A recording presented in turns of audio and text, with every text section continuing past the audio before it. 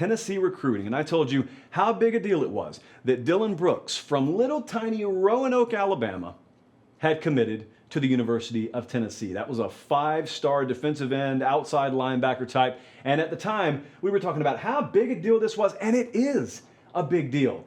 And since that time, you know what Tennessee's gone on to do? They've gone on to land 5 kids in as many days, culminating today with the announcement of Terrence Lewis, another 5-star linebacker this time out of South Florida, commits to the University of Tennessee. This is, again, can't be overstated, a huge get for Tennessee and Jeremy Pruitt. I'm not going to state the obvious, okay? This is a kid, any kid who is rated like this and who has this kind of offer list coming out of high school is in immediate position to possibly challenge for playing time at Tennessee. It is an upgrade to the roster every time you get this kind of kid on campus, but I'm just going to read some of the things that they've done this week, okay? Just a snapshot of Tennessee recruiting right now. They are, blink and you have missed it, number 3 in the nation in the 24/7 Sports team recruiting rankings. They are the number 1 team in the SEC right now. There are some people yelling at you as we speak. They're yelling at me, really. And they're saying, oh, that's only because teams like Alabama haven't taken a lot of commits. Maybe. But here's the thing. I know these kids are committed to Tennessee. I can't know who's going to commit elsewhere. I can tell you. That's the 5th commit this week. I think it's like I was on the Vols, Go Vols 24/7 board earlier today. One of the guys over there aptly pointed out it's like their 8th commitment in the last calendar month, so not bad. So you got Dylan Brooks, and that was the commitment Sunday. Then you have Terrence Lewis today. They got a 4-star defensive back out of IMG. That's down in Bradenton, Florida. They got a 4-star wide receiver out of Georgia. The top JUCO running back in the country committed today and somehow has already been overshadowed. That's a kid out of South Carolina. And think about what we're talking about here. When you talk about the 6-hour radius and obviously Hollywood, Florida, that's down almost near Fort Lauderdale and Miami. That gets out of that 6-hour radius. But what have we talked about on this show when we talk about Tennessee recruiting?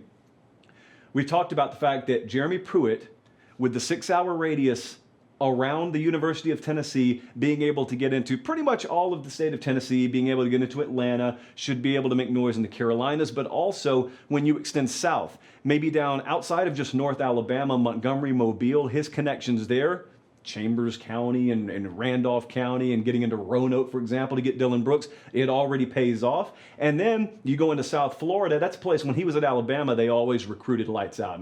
And so Jeremy Pruitt's a guy who could maybe get into East Texas and grab a kid, go up into Ohio and grab a kid. They went into Georgia, like I told you. They're starting to make inroads in a bunch of different places. But here's the thing to ask yourself. What are they selling? What's Tennessee got to sell right now? It's going to sound like I'm about to bash Tennessee, but I'm not. This is a huge compliment to Tennessee, considering what they're doing. Right now, what's Tennessee selling? Draft hype? They just sent 2 kids to the draft, 2nd round, 7th round. That's really nothing to write home about. There's G5 programs that did a whole lot better than Tennessee the last draft. Are they selling championships? They haven't won one this millennium, guys. Are they selling big wins over their rivals? I looked it up.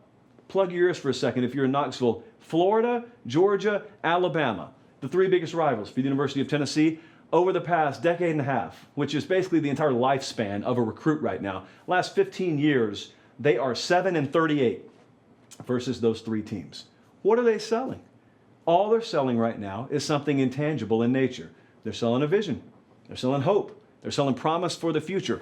They don't have anything tangible to sell guys, and yet they're still landing them. Haven't signed them yet. There's no reason to think they won't. So now imagine this. Imagine how much more real this feels. And when I say this, I mean the threat of Tennessee making a real splash in the East and making a real move on Georgia and Florida. Right now, let's call it what it is. It is their division, and really it's Georgia's division until someone else knocks them off. But what happens if Tennessee does pull an upset over Florida early this upcoming year? What if they pull an upset over Georgia? What if they do the unthinkable and they beat Alabama for the first time since Philip Fulmer was in short pants? What if they do that? What if they're a challenger? What if all of a sudden you log on to a website, click on college football, click on SEC standings, click on division standings, and in October, there's Tennessee. They're challenging. What if you click on college football playoff rankings and there's Tennessee at number 9, number 7? What happens all of a sudden if some tangible results start rolling off the assembly line?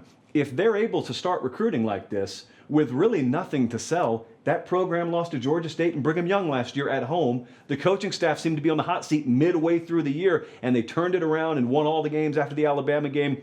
If they're able to finally start putting some tangible results on the table, imagine how much better that recruiting effort could be. I was in the chat actually earlier when we were trying to get power up in the studio and whatnot, and Andrew on Twitter asked, how did Tennessee adapt to digital recruiting when so many others seem to be struggling? This is a good question. It's a very underrated question.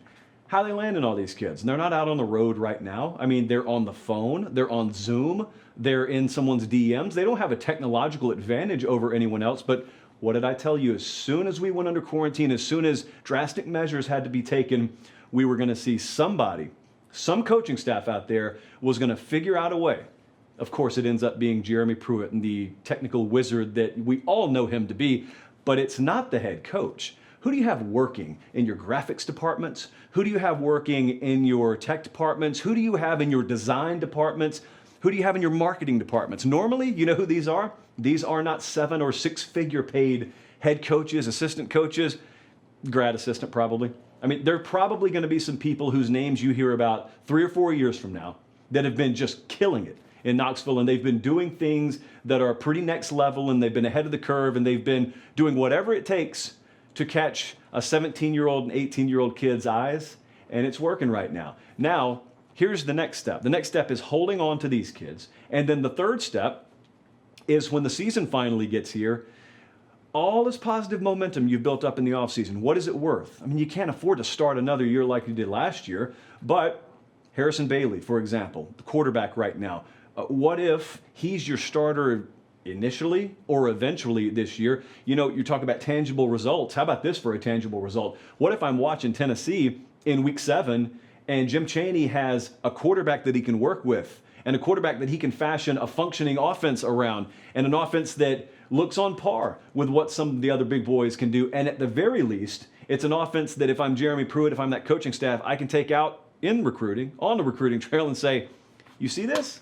We're doing things a little bit different. Now, albeit, granted, we don't have the skill here yet. That's why I'm in your living room. I need you, but imagine how you fit. Look at what we've already done. Look at the guys we already have on board. Imagine how you would fit in what we're doing now.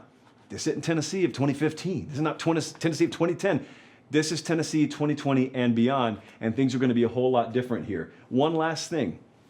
I recall, actually, you know what, Colin? I was sitting right here physically in the very spot I'm in now. We were in the studio. It was National Signing Day just earlier this year. Seems like an eternity ago, but it was January of 2020.